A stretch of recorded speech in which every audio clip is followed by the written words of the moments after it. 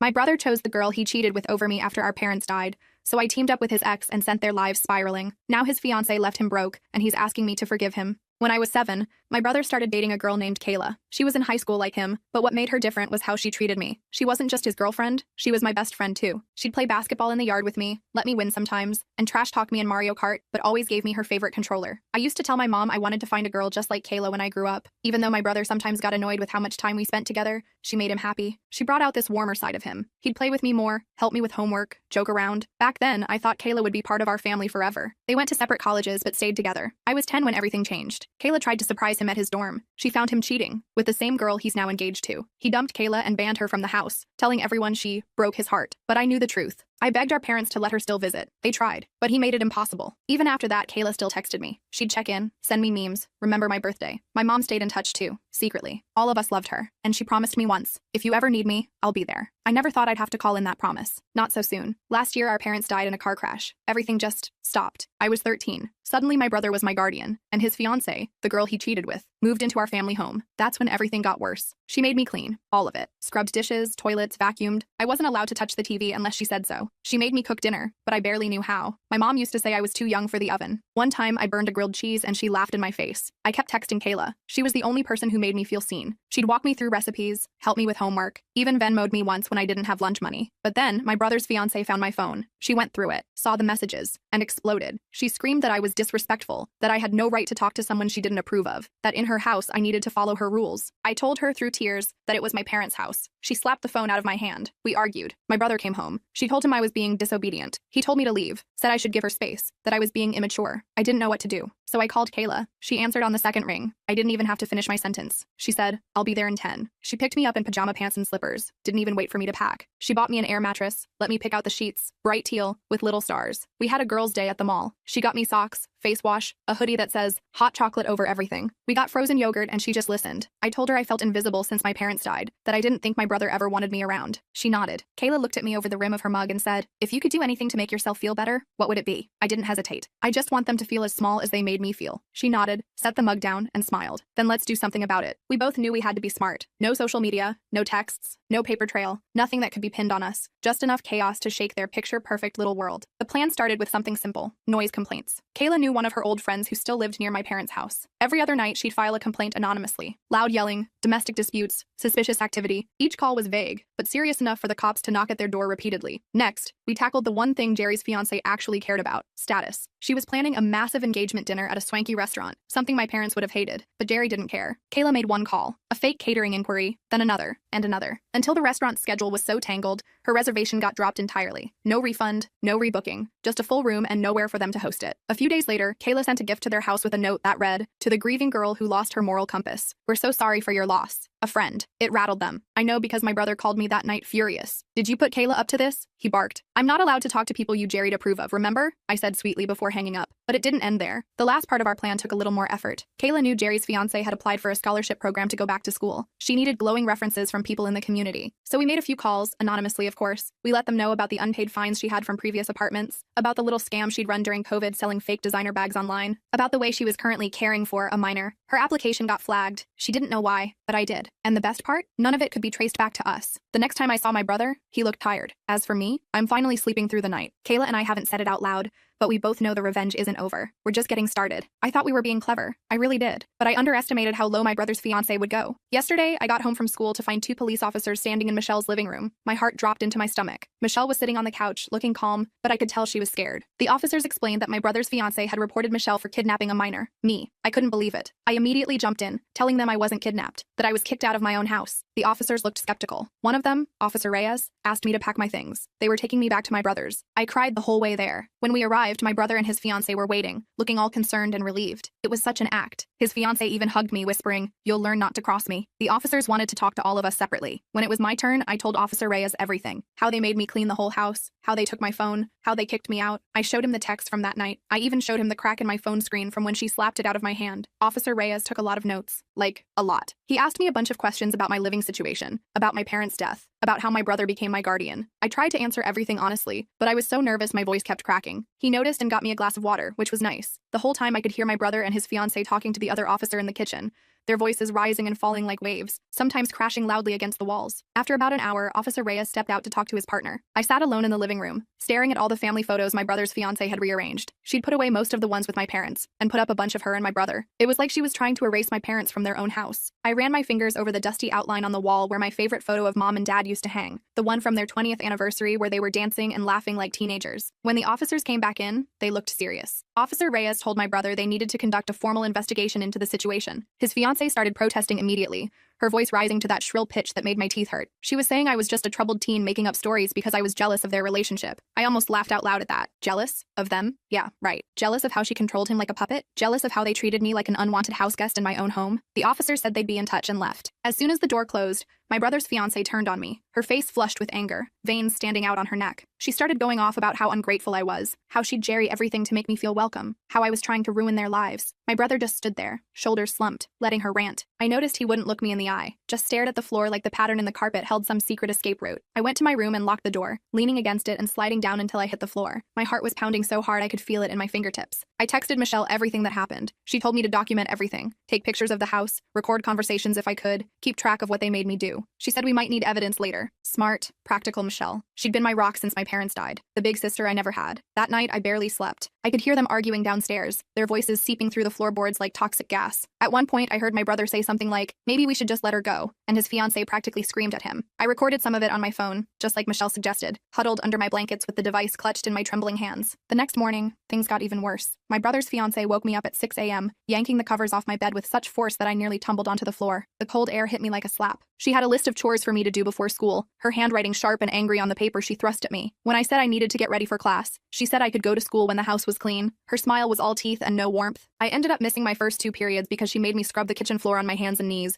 inspecting every tile with exaggerated scrutiny. I took pictures of my raw red hands afterward, the skin peeling slightly where the cleaning chemicals had eaten away at it. At school, I got called to the guidance counselor's office during 3rd period. My stomach dropped when I heard my name over the intercom. Apparently, Officer Reyes had contacted the school as part of his investigation. The counselor, Mr. Patterson, with her kind eyes and collection of inspirational posters, asked me a bunch of questions about my home life. I told her everything, how they treated me, how they kicked me out, how I felt safer with Michelle. She looked concerned, making notes in a folder with my name on it, and said she'd be following up with Child Protective Services. As I left her office, I felt both relieved and terrified, like I'd started an avalanche and now had to outrun it. When I got home that afternoon, my brother was waiting for me. His fiancée wasn't there, which immediately put me on edge. She was always there, monitoring everything. He actually seemed different, nervous. He kept running his hand through his hair the way he used to when he was stressed about exams in college. He asked if I wanted pizza for dinner, as if we were just a normal family having a normal day. I was suspicious, but said yes, my stomach growling at the thought of actual takeout instead of whatever health food kick his fiancée was on that week. While we ate, he tried to make small talk, asking about school and stuff. It was weird. He hadn't shown interest in my life for months. I answered in monosyllables, watching him carefully over the rim of my soda glass. The pizza sat heavy in my stomach as I waited for whatever was coming. Finally, he got to the point, setting down his half-eaten slice and clearing his throat. He said his fiancée was really stressed about the police investigation and the call from my school. He said maybe we could work something out where I'd tell everyone there was just a misunderstanding. In return, they'd ease up on the rules at home. His eyes were pleading, but there was something else there too. Fear. I asked him point blank if he remembered kicking me out. The words hung in the air between us like a challenge. He stammered something about how I'd misinterpreted what happened, his gaze sliding away from mine. I pulled out my phone and played the recording I'd made that night, where he clearly told me to leave. The color drained from his face like someone had pulled a plug. Where did you get that? He asked, his voice barely above a whisper. I recorded it. I record a lot of things now, I told him, trying to sound confident despite my racing heart. It wasn't entirely true, but he didn't need to know that. The bluff seemed to work. He looked at me like he was seeing me for the first time. He got quiet after that, pushing his plate away and staring out the window at the darkening sky. When his fiancée came home, they had another argument in their bedroom. I could hear the muffled sounds through the wall, her voice rising and falling dramatically, while his remained a low, constant murmur. I heard my name a few times. I texted Michelle updates throughout the night, my phone glowing under my blankets like a lifeline. The next day, a woman from CPS came to the house. Her name was Barbara, and she had this calm, no-nonsense vibe that I immediately liked. Her gray-streaked hair was pulled back in a neat bun,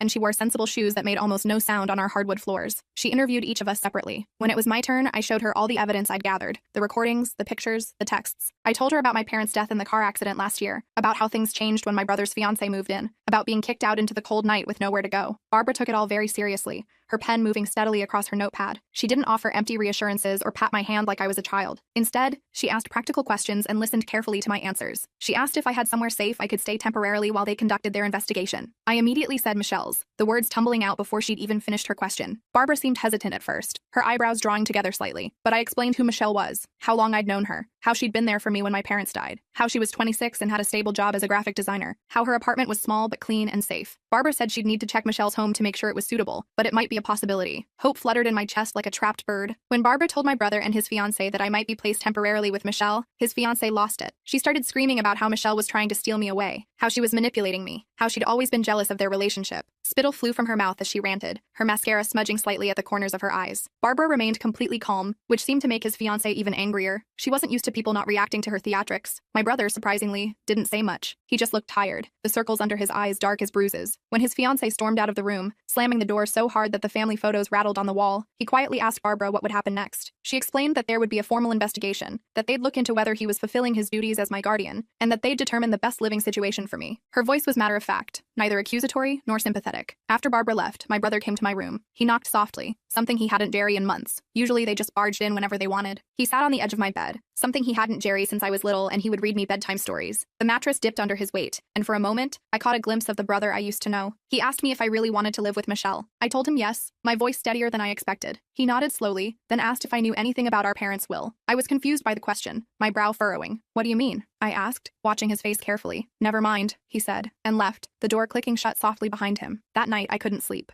I lay awake, staring at the glow-in-the-dark stars on my ceiling, remnants from when this was truly my room, in my home. I heard them talking downstairs, their voices drifting up through the heating vent. They were talking about money, about the house, about something called a trust. I didn't understand all of it, but I got the feeling there was something about my parents' will that I didn't know about, something important. I texted Michelle about it, my fingers flying over the screen. She said she'd look into it, that she had a friend who was a lawyer. The next morning, she picked me up for school. Barbara had arranged it so I wouldn't have to ride with my brother or his fiancée. As we drove, the morning sun painting everything gold, Michelle told me she'd found something interesting. Apparently my parents had set up a trust for me. The house was supposed to be kept until I was 18, and there was money set aside for my care. My brother was the trustee, which meant he was in charge of managing it, but he couldn't just use it however he wanted. It was meant for me, for my education, my needs, my future. Do you think he's been using my money? I asked, my voice small in the quiet car. I Jerry, no, Michelle said, her hands tightening slightly on the steering wheel. But we're going to find out. After school, Michelle took me to meet her friend, a lawyer named Jeremy. He was younger than I expected, with glasses and a friendly smile that made the corners of his eyes crinkle. His office was small but neat, with law books lining the walls and a desk that looked like it had seen better days. He explained trusts and wills to me in a way that actually made sense, using analogies about safes and keys instead of legal jargon. He said if my brother wasn't using the trust properly, there could be serious consequences. Jeremy helped me draft a letter requesting information about the trust. He said as the beneficiary, I had the right to know how the money was being used. We sent it certified mail so my brother couldn't claim he never received it. As we watched the postal worker stamp the receipt, I felt a strange mix of power and sadness. This was my family we were talking about, what was left of it anyway. 2 days later, Barbara called. She said based on her initial findings, she was recommending I stay with Michelle temporarily, while the investigation continued. She'd visited Michelle's apartment and found it suitable, clean, safe, with a proper bedroom for me. She'd also run background checks and everything came back clean. I was so relieved I started crying, right there on the phone, tears streaming down my face as I thanked her over and over. When I told my brother, he just nodded, his face unreadable. His fiancée wasn't home, which was probably for the best. I imagined her reaction, the screaming, the accusations, the drama, and was grateful for her absence. My brother helped me pack more of my things, which surprised me. He carefully folded my clothes, wrapped my framed photos in t-shirts so they wouldn't break, and even found my old stuffed bear that had been missing for months. As I was gathering my stuff, he asked me about the letter. I got your letter about the trust, he said quietly, handing me a stack of books. And? I prompted, trying to keep my voice steady. He sighed, a deep sound that seemed to come from somewhere hollow inside him. I'll get you the information. Just give me a few days. I nodded and continued packing, not trusting myself to speak. Before I left, he awkwardly gave me a hug. It was the first time he'd hugged me since our parents' funeral. He smelled like he used to, before her, like mint gum, and that specific laundry detergent he'd always bought. For a moment, I let myself lean into it, remembering the brother who had taught me to ride a bike and helped me with my science fair projects. Living with Michelle was amazing. Her apartment wasn't big, just a 2-bedroom in an older building downtown, but it felt more like home than my actual house had in months. The walls were covered in her artwork and photographs, splashes of color everywhere you looked. She made sure I had everything I needed for school. We cooked dinner together every night, laughing as we experimented with recipes. She helped me with my homework, especially math, which had always been my weakness. It was like having a big sister, the kind I'd always secretly wanted. A week after I moved in with Michelle, Jeremy called us. My brother had sent over the trust information, and it wasn't good. He'd been using the money meant for my care to pay for his fiancée's credit card debt, their vacations, and even part of her engagement ring, a 3-carat monstrosity that she was always flashing around. The house was supposed to be maintained for me, but he'd been talking to realtors about selling it. My childhood home, the last place I had memories of my parents, nearly sold out from under me. Jeremy said we had enough evidence to petition the court to remove my brother as trustee. He could even face legal consequences for misusing the funds. I wasn't sure how I felt about that. Despite everything, he was still my brother, the only family I had left. The thought of him in legal trouble made my stomach twist, even after everything he'd Jerry. That night, my brother showed up at Michelle's apartment. He looked terrible, like he hadn't slept in days. His clothes were wrinkled, his hair unwashed, his eyes bloodshot. His fiancée wasn't with him, which immediately set off alarm bells in my head. Michelle let him in but stayed close to me the whole time, a protective presence at my side. He told us his fiancée had left him. Apparently, when she found out about the trust and that he might get in trouble, she packed her bags and disappeared. She'd maxed out their joint credit cards before leaving, taking the engagement ring and most of the jewelry he'd bought her. He looked broken, sitting there on Michelle's colorful sofa, his shoulders hunched like he was trying to make himself smaller. Part of me felt satisfied seeing him like that. After everything they'd put me through, it felt like justice. But another part of me remembered the brother who used to push me on the swings and help me build snowmen. The brother who held my hand at Mom and Dad's funeral. The brother who existed before he met her. I messed up, he admitted, his voice rough. With the trust. With you. With everything. I didn't know what to say. The silence stretched between us, filled only by the soft ticking of Michelle's wall clock. Michelle stepped in, asking what he wanted, her tone businesslike but not unkind. I want to make things right, he said, looking up at me with red-rimmed eyes. I'll step down as trustee. I'll pay back every cent I took. I Jerry want to lose my sister too. I was skeptical, crossing my arms over my chest. He'd chosen his fiancée over me so many times. Why should I believe him now? Was he only here because she'd left him? Because he was alone? As if reading my mind, he added, I know you, Jerry, trust me. You shouldn't, but I want to try to earn it back.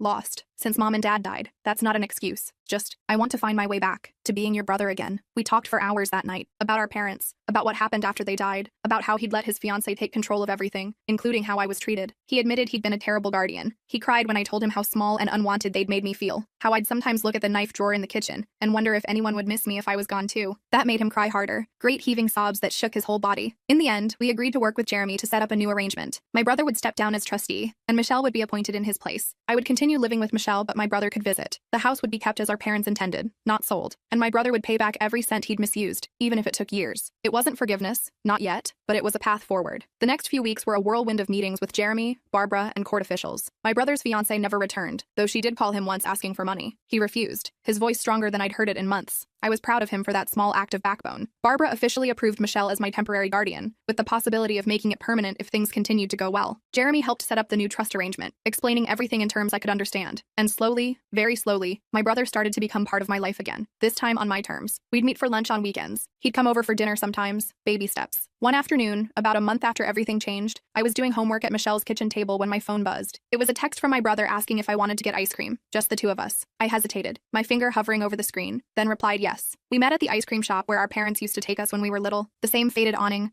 the same bell that jingled when you opened the door. He got chocolate chip, I got mint chocolate chip, just like we used to. We sat outside on a bench, not talking much at first, watching kids ride bikes down the street and dogs pulling their owners along the sidewalk. Finally, he said, I found some of Mom and Dad's old home videos yesterday. I thought maybe, if you wanted, we could watch them together sometime. I felt tears prick my eyes, a lump forming in my throat. I'd like that, I said, my voice barely audible. It wasn't perfect, it wasn't even close, but it was a start. And for the first time since my parents died, I felt like maybe, just maybe, things could get better. Like the world wasn't just an endless series of losses. As for my brother's fiancée, we heard she'd moved to another state and was already engaged to someone else. Some wealthy older man she'd met at a resort. Good riddance. Michelle joked that we should send her a thank you card for leaving. After all, her departure was what finally woke my brother up. We didn't, of course, but the thought made me laugh until my sides hurt. That night, as Michelle and I made dinner together, chopping vegetables side by side in her tiny kitchen, I realized something. The revenge we'd planned had worked, but not in the way we expected. We wanted to make them feel small, to shake up their perfect little world. We succeeded beyond our wildest dreams. Their relationship imploded. The truth about the trust came out. My brother had to face what he'd Jerry, but the best revenge wasn't making them suffer. It was me finding happiness despite everything they did. It was me building a new family with Michelle. It was me giving my brother a chance to redeem himself, on my terms. Michelle must have noticed me deep in thought because she bumped my shoulder gently. Penny for your thoughts? She asked, stirring the pasta sauce that filled the apartment with the smell of basil and garlic. I smiled, just thinking about how sometimes the best revenge is living well. She grinned and handed me a spoon to taste the sauce she was making. Wise beyond your years, kid. Wise beyond your years. The next day, Jeremy called with news. The court had officially approved all our arrangements. Michelle was now my legal guardian. The trust was secure, and my brother had signed all the necessary paperwork without any resistance. There's one more thing, Jeremy said, his voice warm through the phone. Your brother asked me to tell you he started therapy. He said he wants to work on himself so he can be a better brother to you. I didn't know what to say to that. It was so unexpected. After we hung up, I sat on my bed for a long time, looking at an old family photo. My parents, my brother, and me, all smiling at the beach. Sand between our toes, sun in our hair, not a care in the world. I miss that family. I missed my parents every day, but maybe, just maybe, my brother and I could salvage something from the wreckage. That weekend, my brother came over with the home videos he'd mentioned. Michelle made popcorn, and the three of us sat on her couch watching my parents laugh and dance and live on screen. We cried, we laughed, we remembered. On the videos, my mom's voice was just as I remembered it, warm and slightly husky. My dad's laugh boomed through the speakers. They were alive again, if only for a little while. It wasn't the ending I expected when Michelle and I started our revenge plan. It was better. Because sometimes the best revenge isn't about making others suffer. Sometimes it's about finding your way back to happiness, on your own terms, with people who truly care about you. And as I sat there between Michelle and my brother, watching my parents on screen, I knew I'd found exactly that.